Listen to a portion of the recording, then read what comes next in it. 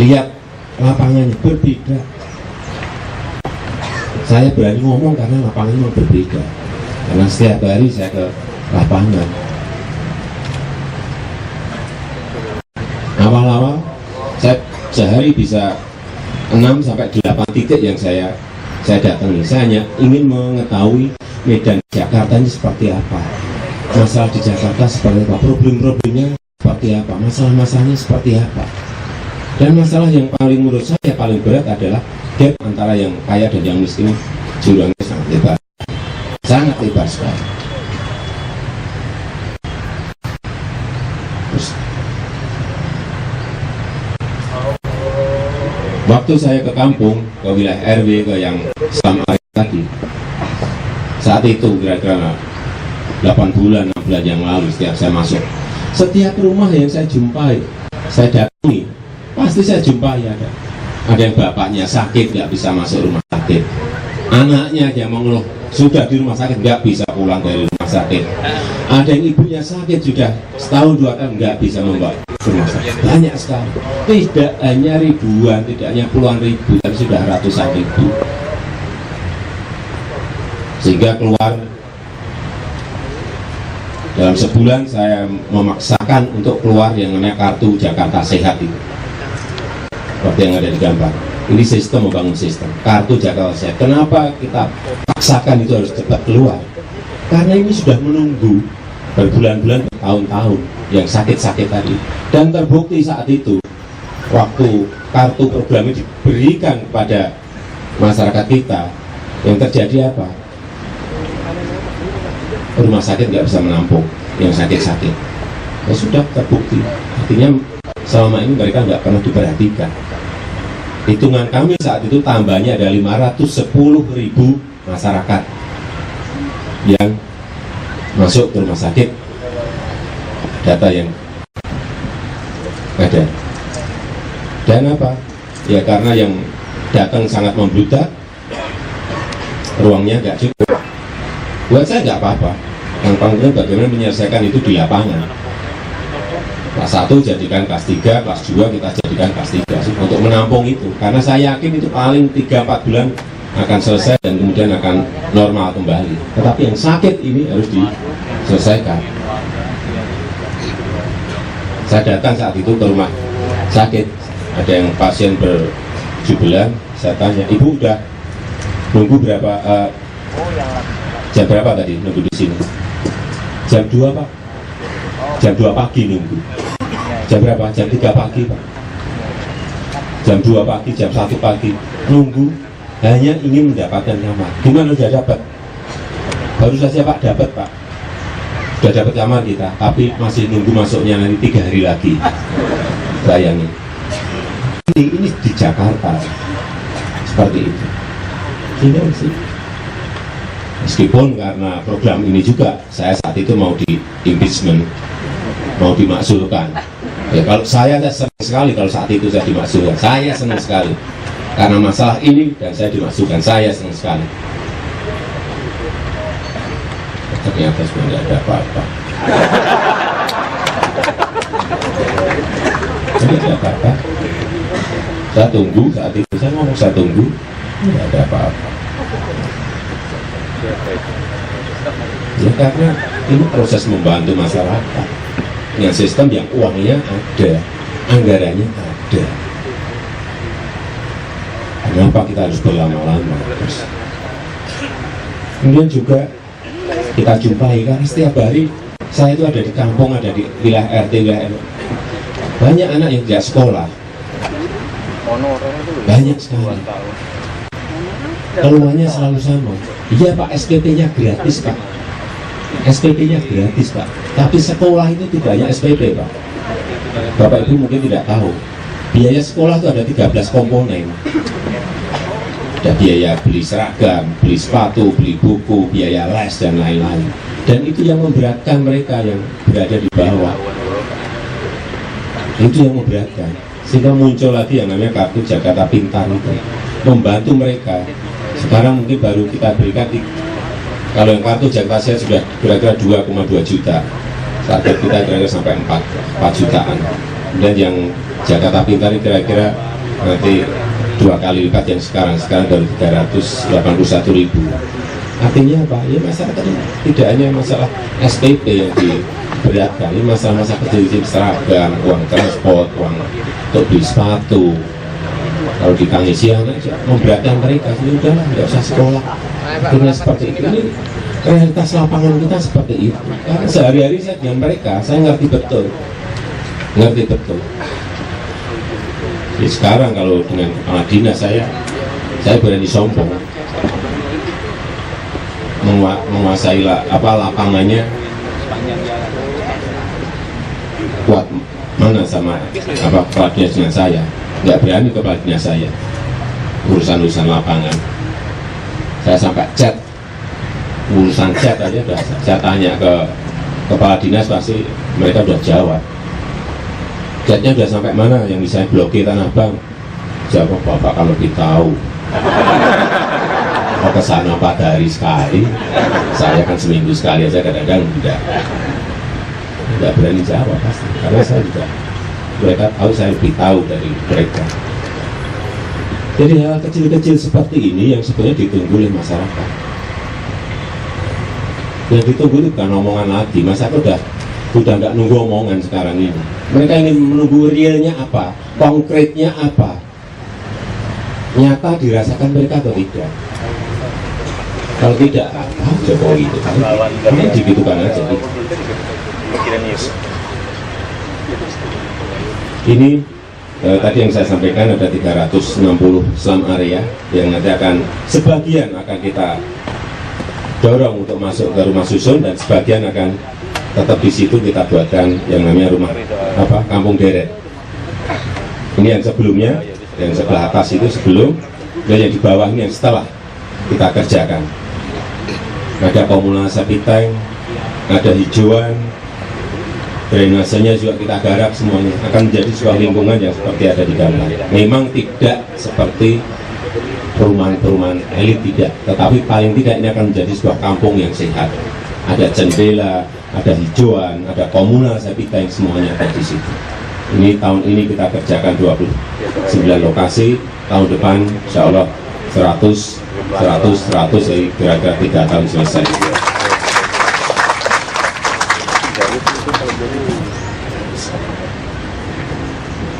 Kemudian ini yang dipindahkan ke rusun-rusun seperti ini.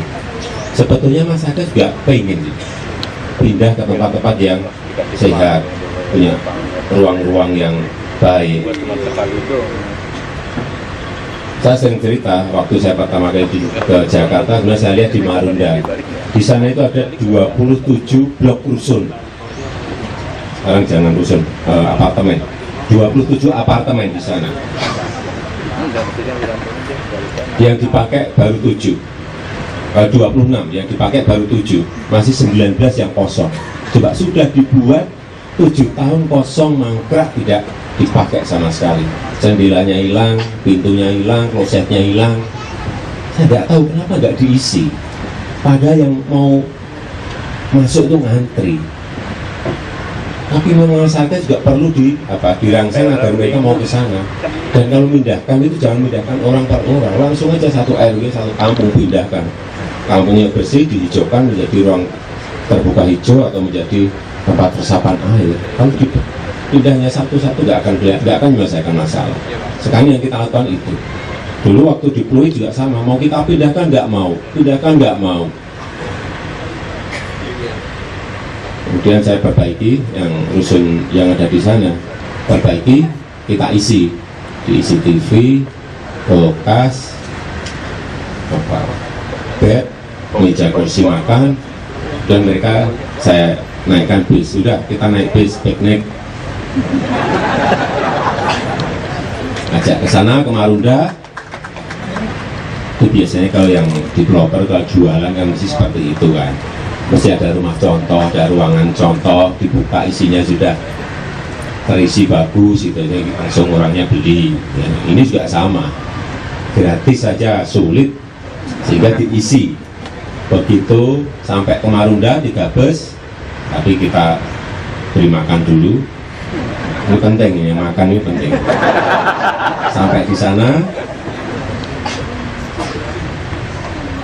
Enggak, itu ada 2 ruangan, contoh dibuka, ada TV, ada kulkas, ada kursi meja makan. Ini gratis Pak, gratis. Gimana? Mau Pak? 1 bus saya tanya gimana? Mau Pak 3 bus? Mau Pak kalau gratisan Pak. Sekarang langsung udah penuh. Sisanya hanya 1.800, yang ngantri mungkin lebih dari 6.000. Ini hanya proses bisnis yang juga harus kita lakukan, mempromosikan sebuah rusun. Dan yang lengkap seperti tidak di Marunda, di Cakung, ada di Pintu Selok, ada di Pulau Gebang, ada di Cengkareng. Rusak semuanya rusun-rusun kita. Ini tahun ini kita perbaiki semuanya, habis 15 miliar dan mau kita isi semuanya. Ini setelah ini saya juga mau makan siang dengan warga Waduk Riario. Dipindahkan nggak mau, wali kota datang sana nggak mau, udah nanti saya udah makan siang aja, coba mau enggak. Ini makan siang nanti dengan mereka, saya udah makan siang sama saya juga mau saya tunjukin ruangnya sudah selesai, nanti isinya ini. Sebagian sudah saya ajak ke sana mau, sebagian nggak mau, tapi saya yakin 100% mereka akan mau pindah asal isiannya seperti yang di gambar itu sudah komplit. Kemudian yang waduknya sendiri akan kita lebarkan, kita pakai untuk ruang publik, baik di Pluit maupun di Waduk Riario. Memang harus seperti itu, karena masyarakat tidak diajak untuk pindah kemudian sampai kapanpun selama area di Jakarta tidak akan selesai. Kalau pindahnya hanya orang per orang tidak akan selesai. Pindah langsung aja. Kayak di Waduk Pluit itu ada 7.000 yang harus kita pindahkan, baru dipindahkan kira-kira 1.400. Kalau di Riario ini semuanya 300 sudah pindah semuanya. Insya Allah juga bisa kita selesaikan. Yang paling berat mungkin nanti di Ciliwung. Ciliwung itu ada 34.000 KK yang harus kita pindahkan. Bayangin. Tapi mereka semua mau semuanya, dipindah mau. Asal pindah ke rusun dan rusunnya dekat dengan rumah tinggal mereka. Yang sulit itu mencari lahan untuk membuat rusunnya itu yang sulit. Itu kalau pendekatannya benar, mereka tuh mau pindah semuanya.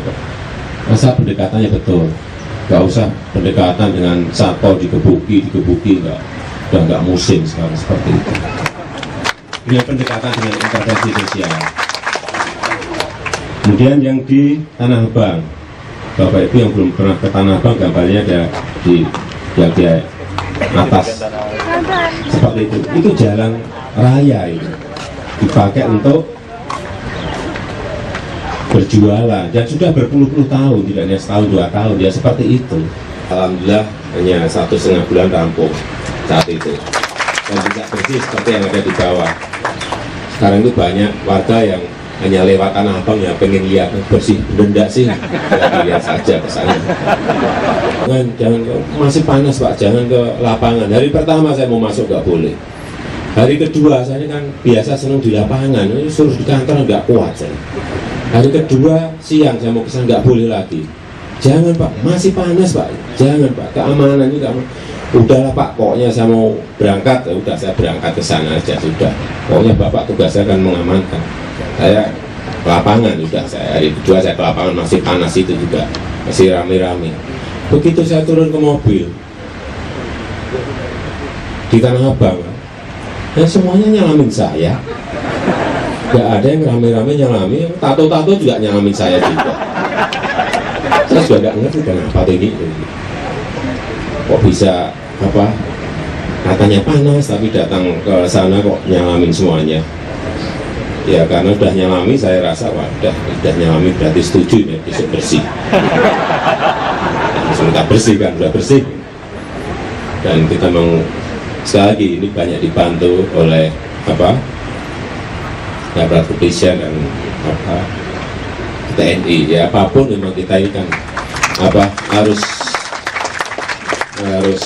bisa melihat situasi lapangan dan segera memutuskan.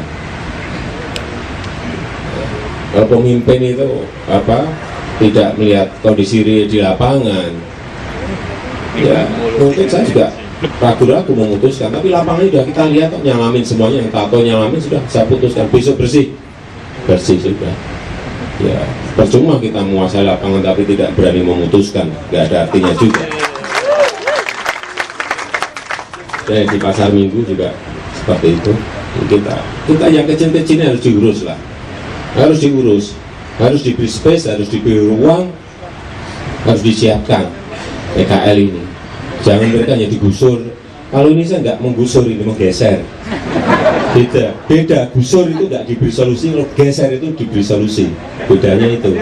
Bisa sekarang pakai kata-kata geser. Sebetulnya sama saja. Diberi solusi. Yes. Ini yang banjir ini juga saya kira kita makan waktu lama, meskipun ini sudah mulai dikerjakan semuanya di 3 sungai di Ciliwung, Sanggrang, nanti Sunter, tapi sekali lagi memang problemnya ada di pemindahan warga. Ini yang di Waduk Pluit. Saya dulu waktu ke Pluit itu nggak ngerti kalau di sana itu ada waduk, karena apa? Waduknya itu semuanya dikurung oleh rumah-rumah warga. Nggak ngerti, setelah kesana 4 kali baru ngerti bahwa di situ ada waduk. Pak, di belakang kita ini waduk loh Pak. Saya nengok dari belakang, bener, ada waduk 80 hektar yang sudah 30 tahun nggak diapa-apain, dikeruk enggak, dipelihara enggak. Kemudian jadi sedimen yang 20 hektar yang di pinggir itu dikuasai oleh masyarakat, dipakai untuk rumah seperti yang ada di gambar itu. Ini problemnya dulu mestinya waktu 1 baru mendirikan mestinya langsung ditegur. Sekarang sudah 7.000 baru diberikan saya.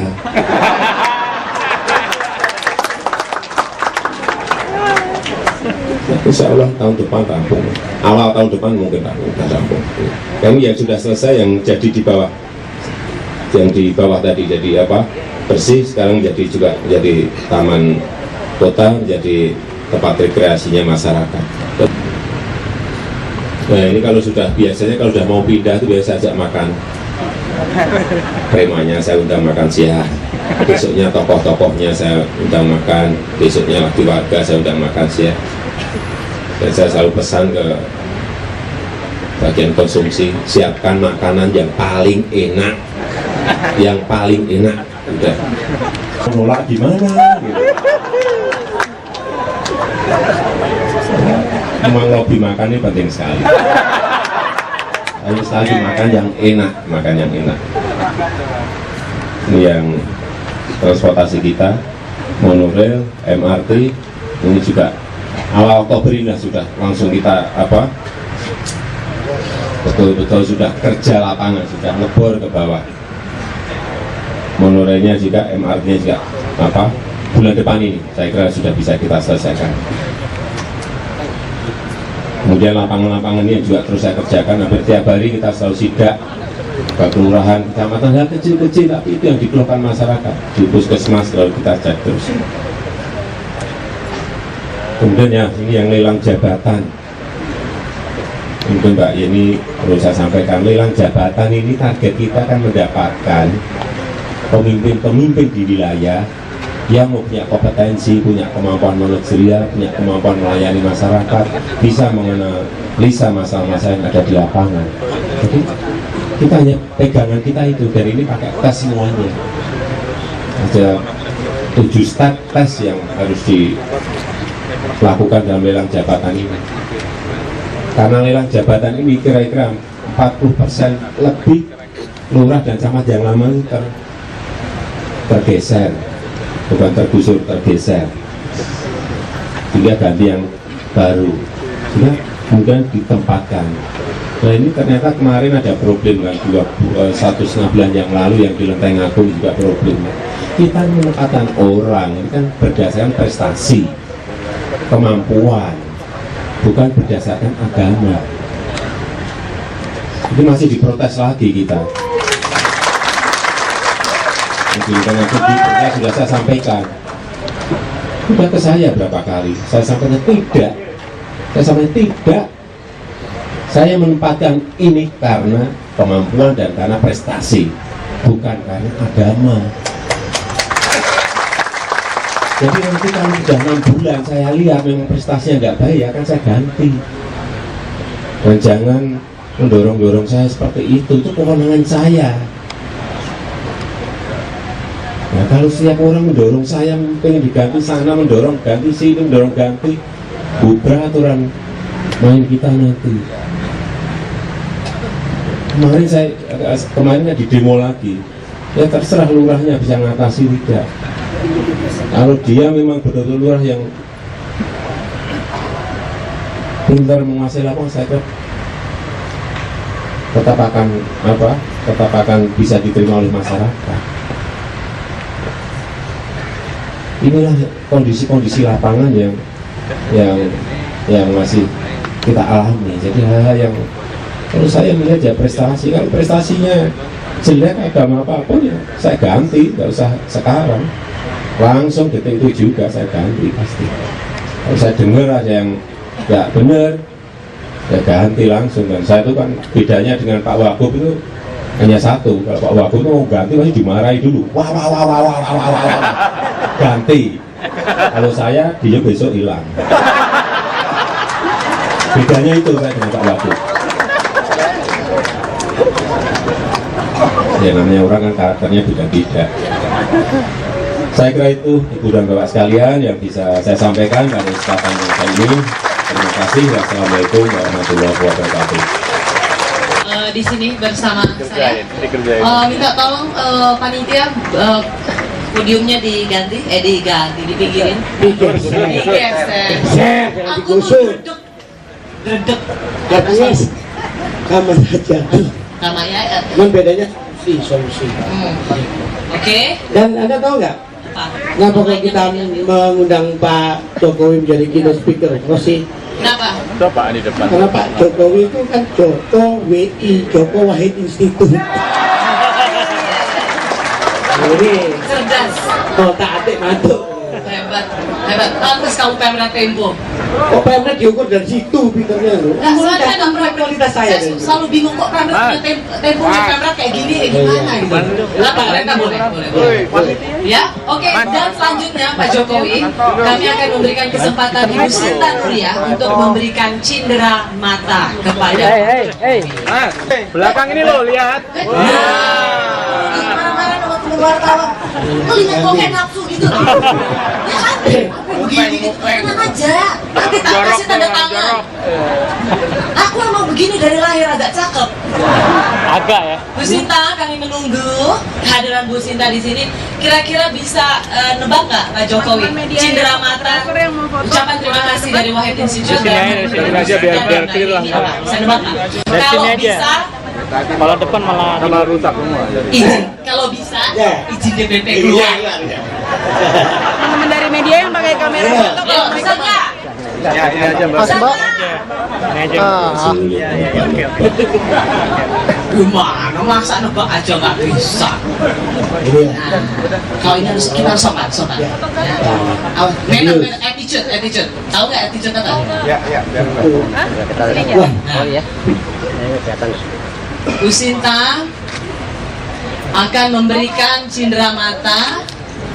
Cindera mata ini adalah eng. Silakan ini, silakan dibuka, diberikan kepada Bu Sinta dan Bu Sinta yang akan berikan kepada Pak Jokowi. Peci Gus Dur. Silakan disematkan.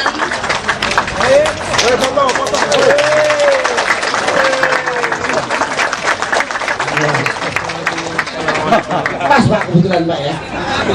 Waduh. Kenapa cendera matanya ini berupa peci? Jadi seperti yang dipakai Gus Dur dulu kan, pasti ingat semua ya peci Gus Dur. Karena Pak Jokowi dan Gus Dur itu filosofinya mirip nih. Pak Jokowi ini dalam memimpin seperti Gus Dur. Filosofinya gitu aja kok repot. Langsung turun lapangan. Nah itu jadinya. Itulah peci diberikan pada Pak Widodo. Terima kasih sekali lagi Pak Jokowi. Kita tepuk tangan untuk Pak Jokowi, Bu Sinta, Edi, silakan. Kita akan doa dulu. Oh iya. Oh, mau foto dulu ya untuk dokumentasi. Oke, silakan. Silakan. Kamu minggir. Tolong saya pesan untuk headline, saya minggir. Tolong ya. Headline ya. Dengan distinguish dong, bedakan ya. Sangat dari Mas, ini lah. Ini kamu siap-siap terima.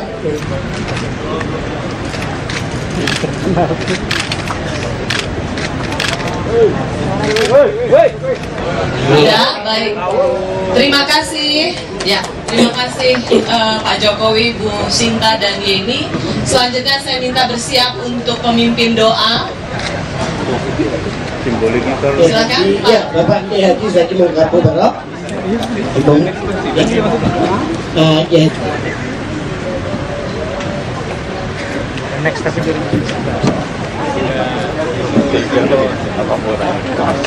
Assalamualaikum warahmatullahi wabarakatuh. kameramen mau ambil gambar makan siang ke sana yuk. Ya Alhamdulillah. Biasa. Itu memang sengaja itu nomor 9, Pak. Aku yang pilih. Karena tahu karena Bapak pinter pasti otaknya besar, kepala besar. Kalau Wahyu tuh nomor 6. Ya, karena otakmu kecil. Pinjem kan nomornya tapi panjang. Ini acara banyak kiai, ya. Oke. Aku kan. Bapak Ibu sekalian, terima kasih atas kehadiran Bapak Ibu sekalian pada peringatan 9 tahun Hari Ulang Tahun Wahid Institute yang ke-9. Terima kasih atas Dukungannya dan nanti menjadi lebih baik di kemudian hari. Billahi taufiq wal hidayah. Wassalamualaikum warahmatullahi wabarakatuh. Pak Jokowi akan mendampingi Ibu Sinta dan Yeni bersama para tokoh akan mencoba foto yang ada di samping panggung. Terus hadirin yang lain dikasih apa ini? Sama soto juga, Soto ya? tapi imajiner. Enggak, pasti soto juga, tapi ini duluan dulu, ha?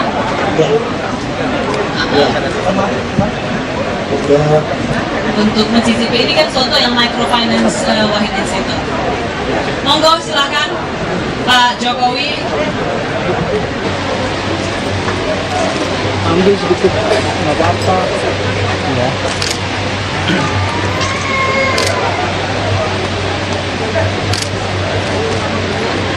Ya ini di luar perkiraannya dan permintaan, jadi Pak Jokowi boleh nggak Bapak yang meracikan soto untuk Ibu Sinta. Jadi Bapak dan Ibu sekalian yang kami hormati di KK ke-9 Wahid Institute ini, kita menyaksikan teman Bapak dimanapun saat ini dan duduk menghadiri acara ini, melihat Pak Jokowi menyiapkan soto. Pesannya apa Bu Sinta? Pedas bener atau pedas sedang atau gimana? Pesannya pedas bener apa enggak? Pakai sambal enggak?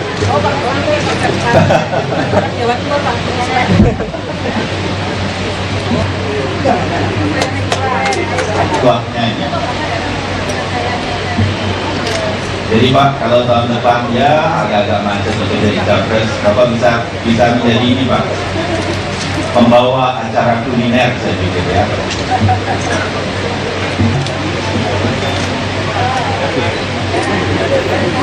Nah ini ya untuk Ibu Sinta memperingati abang ke-9 Wahid Institute.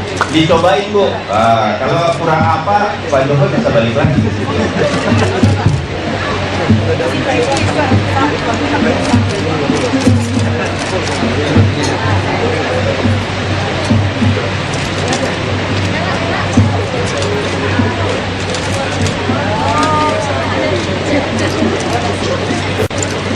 Ya.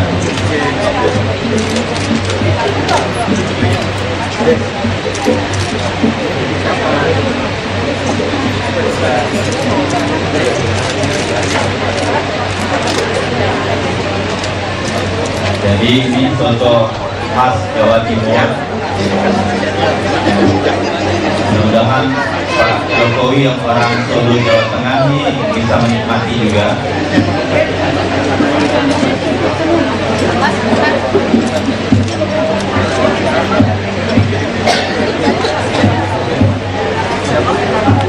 Dan sebentar lagi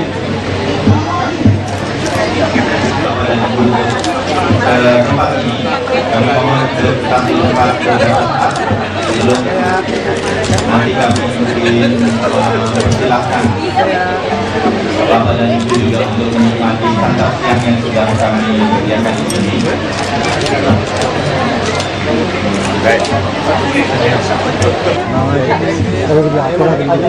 Pak Jaya. Pak Jaya ngadepnya ke sana katanya Pak Jaya.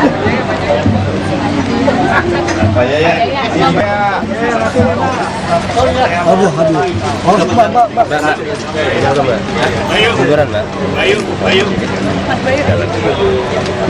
Oke, saya mohon mic yang di meja sini. Ternyata Pak Jokowi tidak hanya bisa mengatur rakyat DKI Jakarta, tapi strukturalitasnya sangat luar biasa.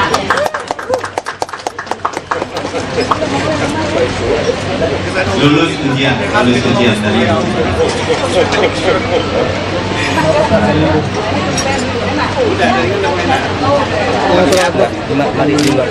Oke.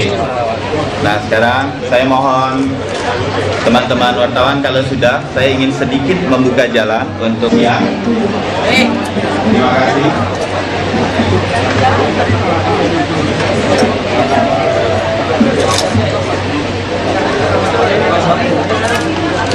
Dan untuk Bapak dan Ibu, silakan terus.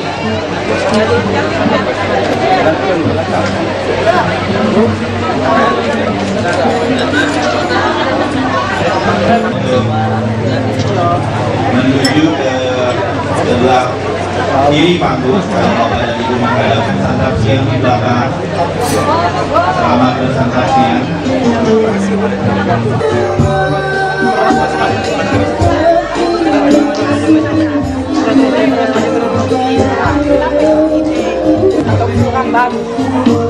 No, first because in Jakarta we have traffic jam problem, and there's already instruction from our central government that we have 17 steps to cut traffic jam problem. So of course, when the central government approve with this project, of course I'm complain to the central government. So what did they say?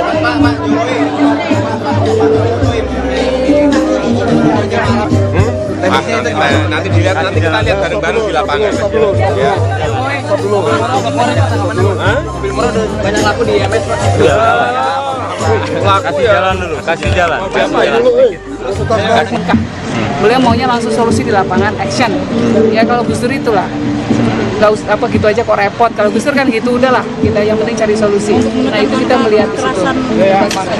Itu menekan angka kekerasan di Pak Jokowi misalnya jadi Jokowi bukan. Kalian itu bisa-bisanya aja. Gimana? Enggak gini. Kita ingin mendukung semua kandidat, semua calon yang mempunyai track record mengayomi warga, memberikan menumbuhkan sikap toleransi warga dan tidak memberikan ruang bagi gerakan-gerakan intoleran di daerahnya ketika dia memimpin. Nah itu kita lihat di dalam sosok Jokowi salah satunya. Makanya kita kasih apresiasi. Mbak Yeni dibandingkan dengan Pak Mahfud, Pak lebih milih mana dari Pak? Alah kalian tuh susah amat pertanyaannya, jangan gitulah. Gimana Mbak? Lebih milih mana? Janganlah kau bikin aku ini apa susah jawab. Intinya kalau soal Pak Jokowi dari dulu saya sudah melihat banyak hal yang telah dicapai oleh Pak Jokowi. Jauh ya, mungkin orang baru ngomong soal gubernur, kita sudah mengapresiasi dengan Pak Jokowi. Itulah. Jadi ini nggak ada agenda kata yang tidak tertulis, pernyataan yang tidak tertulis dari keluarga Gus Dur pada Pak Jokowi. Apa kata yang tidak tertulis? Ya mesti kode. Kode apa? Kode sebagai dukungan jadi capres. Enggak Mbak ya? Ya, kita memberikan apresiasi berarti atas capaian Pak Jokowi selama ini. Gitu. Berarti Mbak nggak menyalahkan pertanyaan saya ya, bahwa ini adalah kode. Apa-apa itu interpretasi kamu, silakan aja, namanya negara bebas. Kamu mengartikannya gitu ya silakan, nggak apa-apa gitu. Tapi saya belum boleh ngomong apa-apa. Oleh siapa Mbak? Oleh oleh etik lah. Oke. Level tinggi Mbak ya? Yang di atas. Enggak lah, ini kita biarkan prosesnya jalan dulu. Nanti juga beliau nyalon, tapi kalau beliau memang mau nyalon, memang punya kemampuan, punya track record yang jelas. kita memberikan apresiasi itu. Minimal ya, jangka pendeknya yang ingin kita capai adalah agar beliau bisa menjadi inspirasi bagi kepala daerah yang lain.